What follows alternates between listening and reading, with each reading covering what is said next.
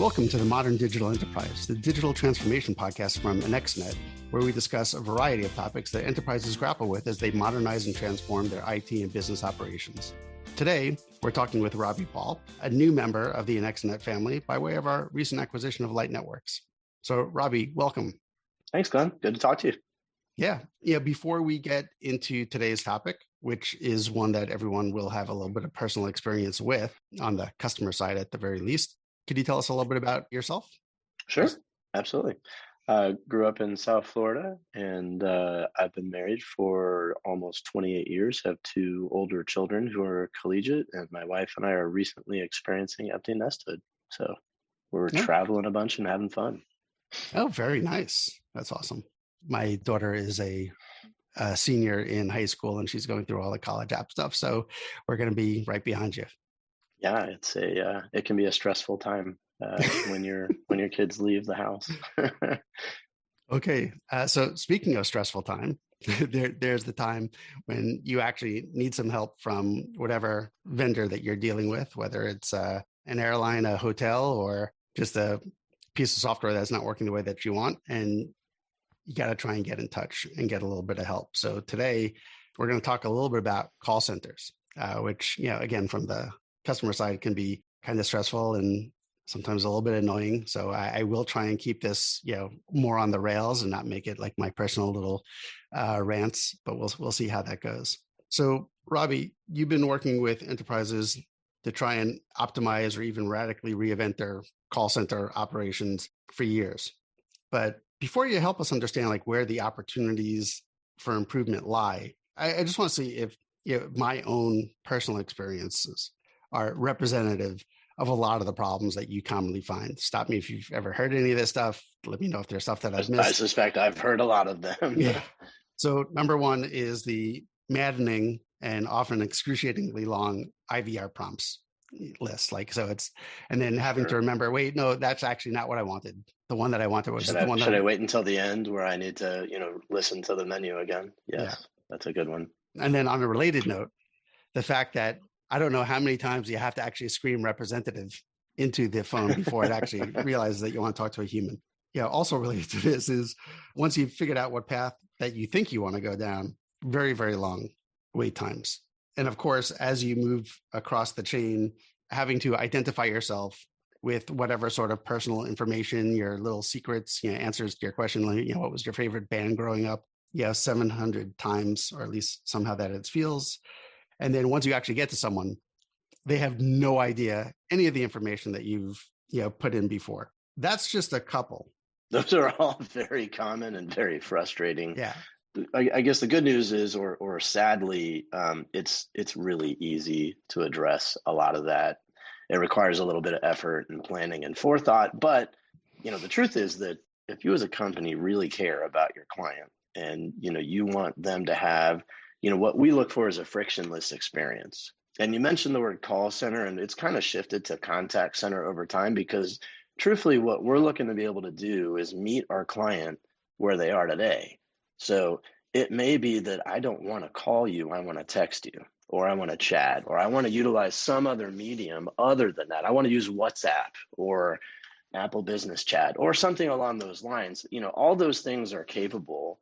And, ideally, you really want to set it up so that as I decide that I need to contact you and gain some level of assistance, that it should be easy for me to do so, that you should probably, whatever information you have. So I think that the world that we live in today, we collect tons of data. Data is not our problem. Our problem is synthesizing the data and doing something with it useful, suggesting that, for example, if Glenn is calling me, perhaps I should take some of the information I have about him and apply it to predict why might Glenn be calling me, and perhaps offer him something that's useful instead of making me listen to a bunch of menu prompts and decide which one is it. Maybe I'm calling you because Glenn has a flight for today, and are you calling about your flight today? Yes, as a matter of fact, I am. And I think certain industries are a little better than others at this. I think the airlines have, in certain cases, at least the ones that I've flown more recently, they're a little more proactive in approaching that. The secondary one you mentioned, a long wait time. I mean, goodness, we've been in COVID for almost 2 years now. Please don't tell me that, we're experiencing unusually high call volumes. No, you're not. You just haven't really decided how to staff well, or you haven't implemented the technology to allow me to save my place in line. This is very simple. Put in place the technology and respect my time. Those seem to me, those are kind of simple ones to me, where you look at it, it's not hard to implement that. And by the way, the technology actually pays for itself. Instead of paying a per minute rate for me to sit on hold, frustrate me, and pay for long distance rates while I'm sitting on hold waiting for your rep to be available, why not just take the time and call me back when you're ready? Yeah. All those things are very common. Yeah, no, and all those are good, because actually the first thing that you said of trying to use the data that we have to understand the context of why I might be calling, even if it's not why, at least it looks like you actually know who I am and value me perhaps as a customer. Wouldn't that be nice? But it reminds me of a quote from Benedict Evans, who is an industry analyst. He talked about, and I'm going to butcher the quote a little bit, but it's basically like, a computer should never ask a person a question that it should be able to reason out by itself. Yeah. So it's like, if I have all this information, like I know who you are, I can look at your reservation status and see that you are flying today. That, to your point, it's pretty good chance that might be why I'm calling. Well, it's interesting too, one of the things that's common. So, I think that what a lot of people don't understand, or maybe they do inherently understand, is that organizations are trying to reduce the cost of handling a call.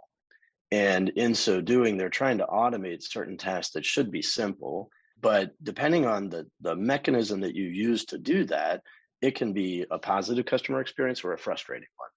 And the other thing to realize is that despite your very best efforts to automate these things, the industry statistic is somewhere between 35 and 40% of any sort of digital interaction ends with a requirement that I have to talk to a human.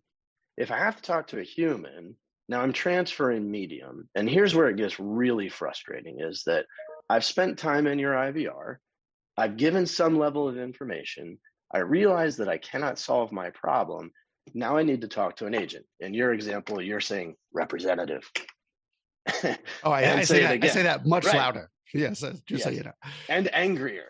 And it's interesting, by the way, you can actually, depending on the platform you're on, you can listen for sentiment.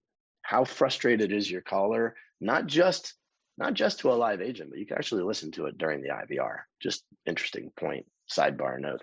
But as you transfer out to this agent, now there's this whole question of, am I transferring the context of the original call? Have I already authenticated to the IVR? If I have, can you authenticate me to the agent? Here's the thing. A lot of organizations, they're utilizing disparate systems.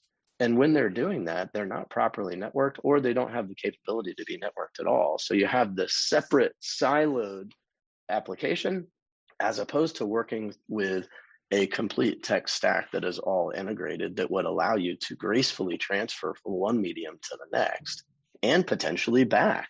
So think about it this way. What if I transfer to the agent?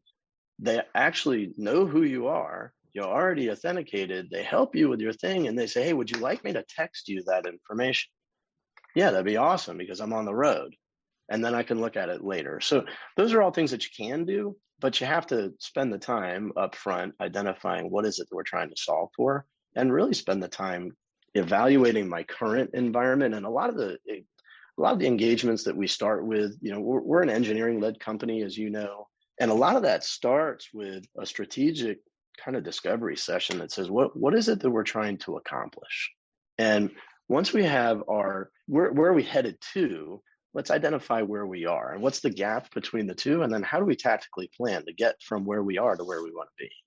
And that's how all the engagements that we work through in the contact center space work. And I know that's similar in some of our other environments. Yeah. So everything that you said makes total logical sense to me. The issues, I think, are all well understood.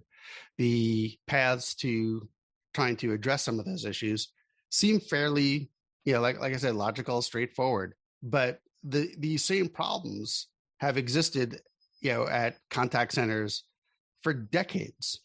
What is it, and even starting with the strategy, as you talked about, what has to happen that you've seen typically to get whoever's in charge of that group to recognize that there's enough of a problem to do something different and to start to engage with someone like yourself and build an actual strategy about how do we improve our operations?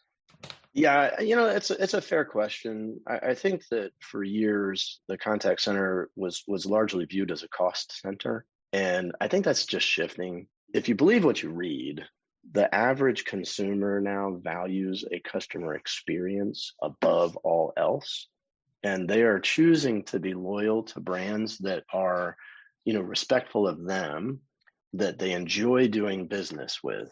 And if they enjoy doing business with them, then they will continue to purvey and promote that brand and really be a brand promoter. So, there's your mecca in the marketing world is, I don't just want a loyal customer. I want a customer that's going to scream from the hilltops about what a great experience it was. And that's really what we're looking for. So I think to some extent, there's been a bit of a shift just kind of culturally as to what's important. And I think that's part of what's driving this. So I think that's a lot of it, Glenn. I just think that we're seeing a shift culturally as to what's driving the importance. I think it's less, while cost is still important, I think people are recognizing that, the sales opportunity really comes when I come back and I reach to you for customer service and I have an amazing customer service experience. I'm going to tell other people about that, and that's going to make people want to do business with that company. So a lot of the companies that we revere today are the ones that are really pleasant to do business with. When you're working with clients and helping kind of build this case, you said that the ROI, like it generally pays for itself very quickly. When you guys are looking at that, is it just on the cost side? Because you said like a lot of these started as cost centers, or is there a little bit more of an emphasis now, it sounds like, on TCV of a customer net promoter score for those who are like screaming from the mountaintops about how great that experience was? When you get into any of these engagements, ultimately, they're still going to look at this, in a strict dollars and cents standpoint. And it's hard to put dollars and cents to an increased net promoter score, really. So most of the time when we're building, I know, yeah, it's true. But at least when I'm talking with a CFO, it tends to be focused in and around things like efficiency modeling. So a lot of folks are still operating on an older premise model system that is handling something that's been handling their inbound customer service calls for 20 years, to your point. They haven't really made any grandiose change. And a lot of people, have taken the time to say, hey, listen, we're gonna upgrade and modernize our application stack. And then the only thing that they did is they basically picked it up and moved it from one platform to another, and they didn't change anything. And what we're trying to encourage our customers to do is to really think about it, ideate and innovate in their customer service experience or sales experience, because this is not all strictly inbound, it's outbound as well. But ultimately, as you're interfacing with your client or prospect, how can we do a better job, make it frictionless? What can we do differently? As you're doing that, what we're finding is that people have not done a very good job of increasing the efficiency of the agent. So that could engage anything from tying your call processing system to your system of record, whether that be Salesforce.com or a Dynamics or Zendesk or any one of those, enterprise applications, ServiceNow as an example.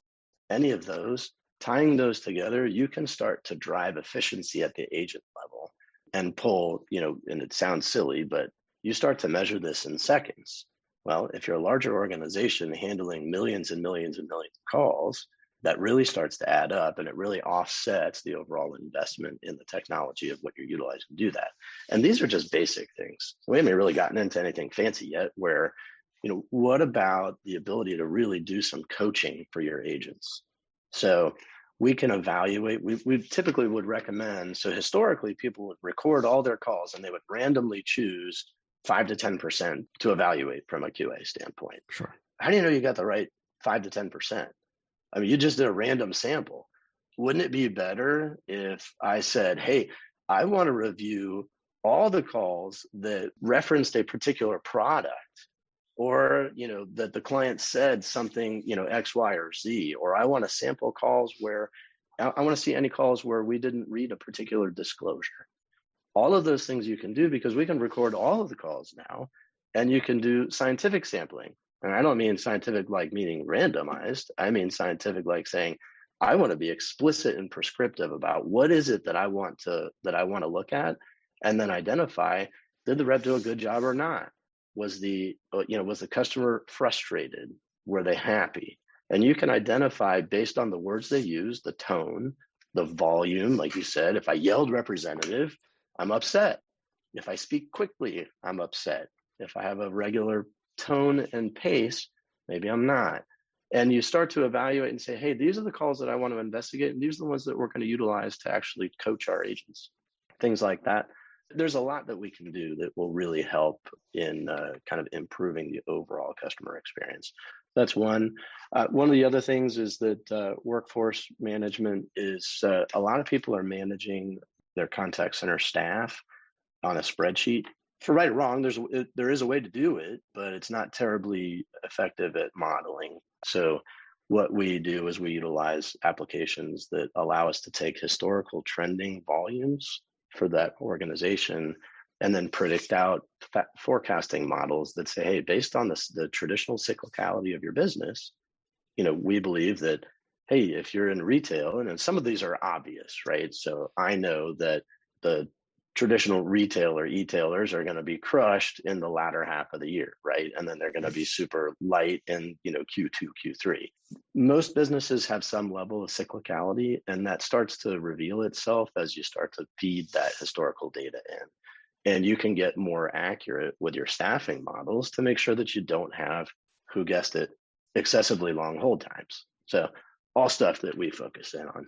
Right. Now, that last example seems pretty obvious. Like you said, like if you're a retailer, the Christmas season is clearly going to be, the time you're going to get your most calls.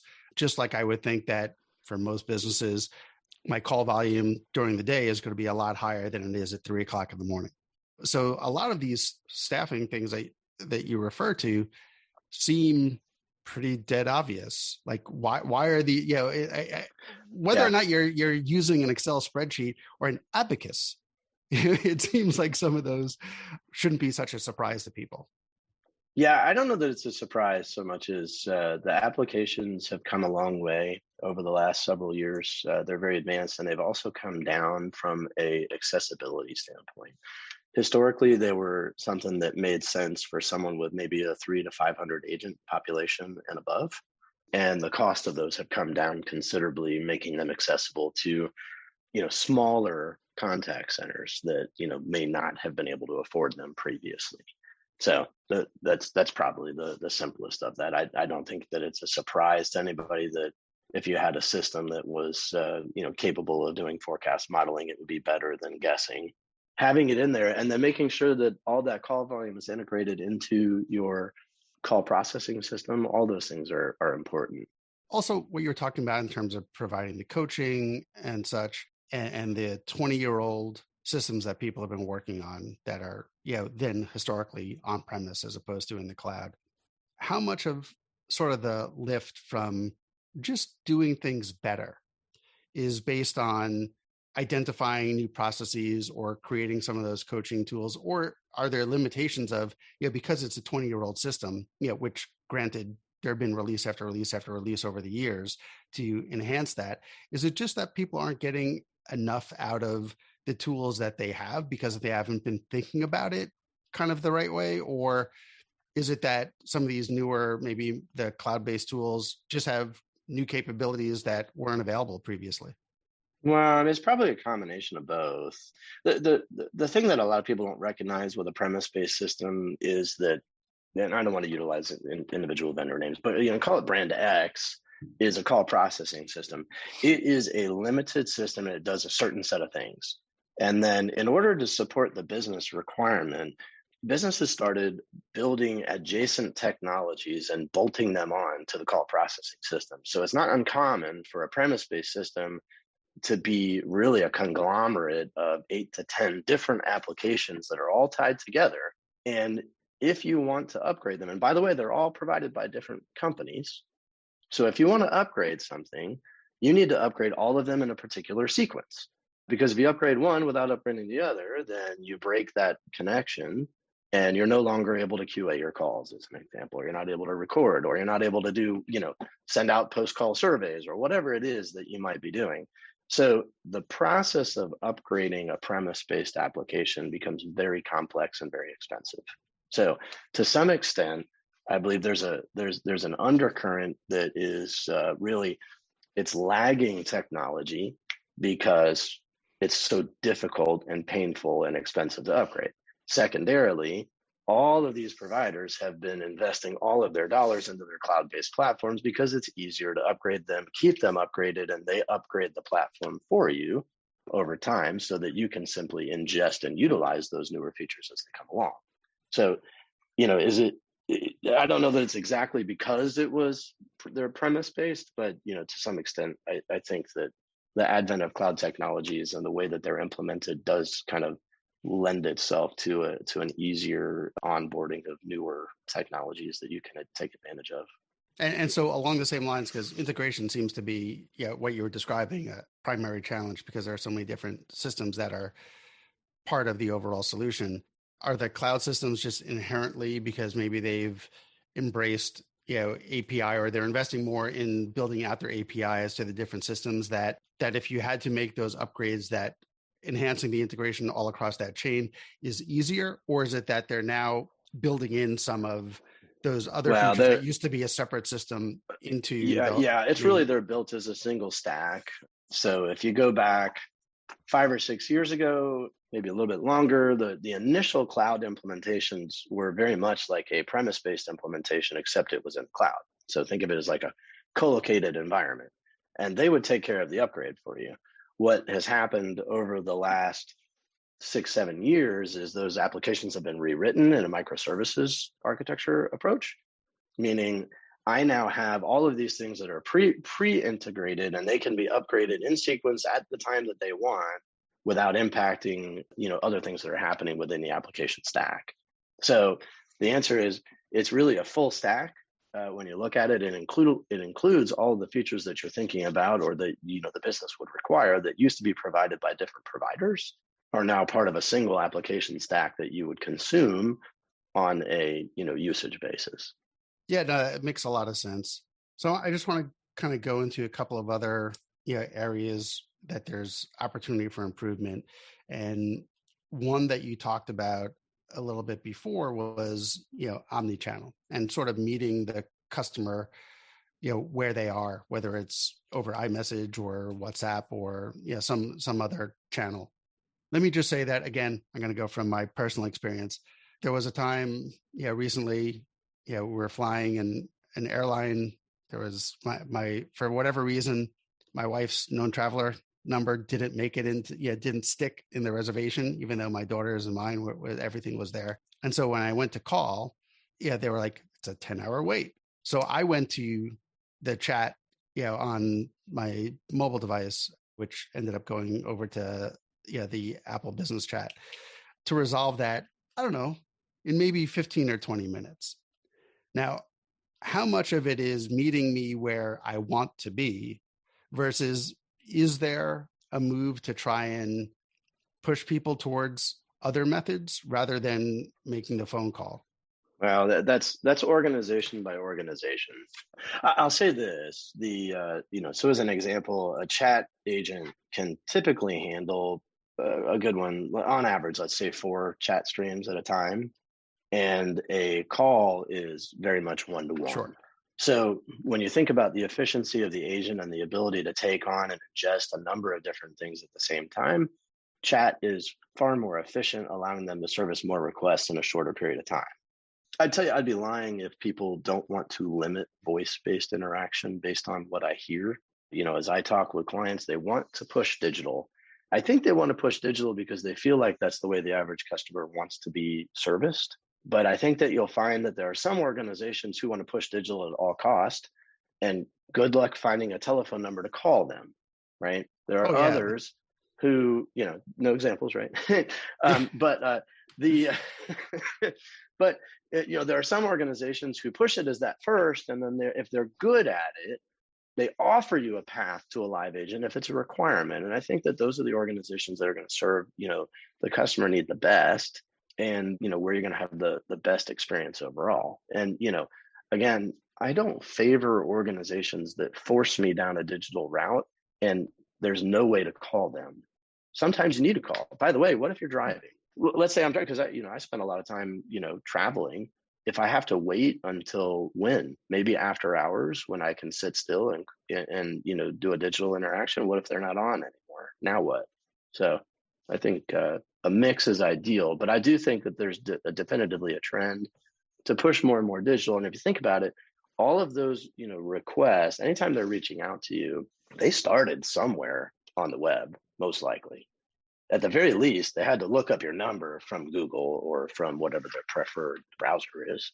So yeah, I think you'll definitely continue to see a trend towards that. I think that voice utilization has probably been stable, where it's been predicted it'll decline. I think what's happening is the mix is changing, where we're seeing more and more digital come in, but I think that the call volume seems to be somewhat stable, maybe declining a little bit, but it's the digital that's really rising. Where do you see like intelligent assistants, which sometimes are not so intelligent? Not so intelligent. Yeah, not any better than IVR. But that technology is certainly getting better. There are some newer vendors, on the scene which seem like they have a lot more promise. I think it holds a tremendous amount of promise. So here's the thing. And I'm sure you've done a podcast with Greg Tinker before, and Greg heads up our automation practice, and really all those automation practices are about creating an inference engine that you feed enough data into it that it can make a reasonable guess as to why it is, what it is you're saying or what it is you're asking for to provide a response. I think that what the contact center industry in general is trying to do is take, if you view the holistic number of contacts that someone reaches into a center, and you organize them into a triangle with the largest volume of them being at the bottom of the triangle, those are your simple tasks. And at the very tip of the triangle, those are the ones that are the most complex. And the most complex can only be handled by a human. Those are your highest value, toughest to handle requirements. The bottom half are the ones that can typically be handled self-service in an IVR. And if you have a well-designed, what we'll call a conversational IVR, something that I can talk to it, it understands me, and it can easily do that, or it even, to our earlier discussion, predicts why I was calling and offers me a solution before I've even had to ask. Awesome. Simplest ones out of the way. The ones in the middle, I think, are where we're really looking to apply that technology. And I think where you're going to see it happen first is in an agent assist model, where the agent is on the call, but there is I'm going to call it AI. AI is, again, nothing more than an inference engine that's listening in, or reading text, or doing something that says, hey, because you said this, and it may be through guided menus that says, hey, ask the customer these three things. If they say number one or number two, then the potential answer are one of these three things. Is this what you're looking for?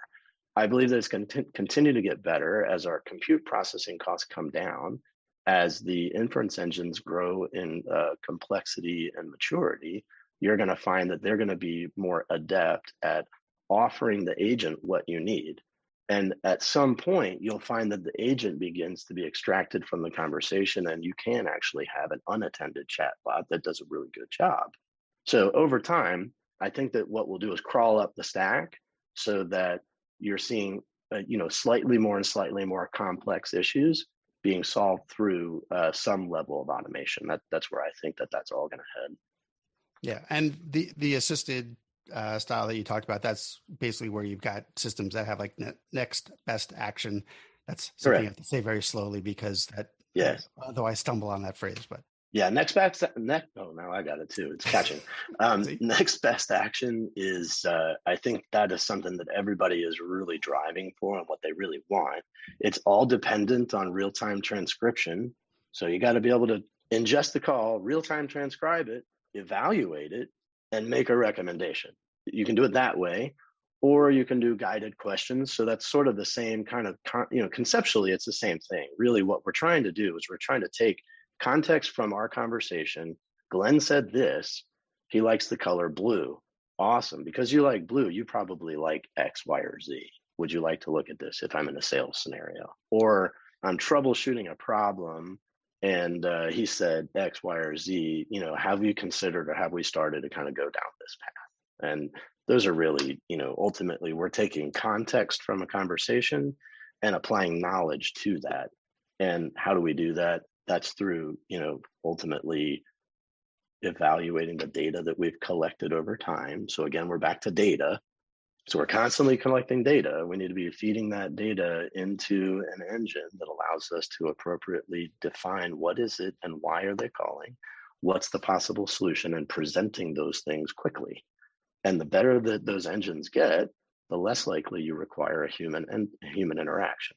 And right now, I think that we're very early in the industry. So people, they see it, doesn't always work perfectly because the engines aren't mature enough. And and by the way, another quote that I think about when you said it all comes down to data is when I took a Six Sigma class, the guy said, in God we trust, all others must bring data. So Love it. Stuck with me, and it's been about 15 years, so it's it's a good one. Well, there's the three types of liars, or statisticians, lawyers, and politicians. They're all utilizing data. So what you do with the data is important. I had a customer describe to me big data as the dog chasing the car, and he actually catches the car by the bumper. Now what does he do? Right. The real thing is, okay, I've got all this data. How do I synthesize it into something useful that I can help my customer with, and I can drive my business forward, and I can create actionable insights out of it? That's the magic. I see that we're coming up on time. Yeah, I will say that, there's obviously a lot more to cover. I'm sure we'll have other conversations. You have given me hope, going back to my beginning about my rant, that there is a light at the end of the tunnel that is not an oncoming train as it comes to contact centers, and that there's a lot of opportunity for enterprises out there to get a lot better. So anyone listening here who also agrees with me, definitely need to give Robby a call. But I really appreciate your time. I'll give you a chance if you have any kind of last suggestions or guidance to people before we go. Have at it. Just that, we're passionate about improving the overall customer experience. And really that starts with a conversation about what are you doing today? And let's talk about what's available and how we can make it better. And that's really where that conversation starts. So if you're interested in attracting new clients and retaining existing ones, and you haven't started to really contemplate what your overall customer experience is, you need to start now, because this is how the world is going to compete over the next decade. That's awesome. It's a great way to end. Robby, thanks again. It's been a pleasure, and we'll chat soon. Absolutely. Everyone else out there in podcast land, we'll talk to you soon too.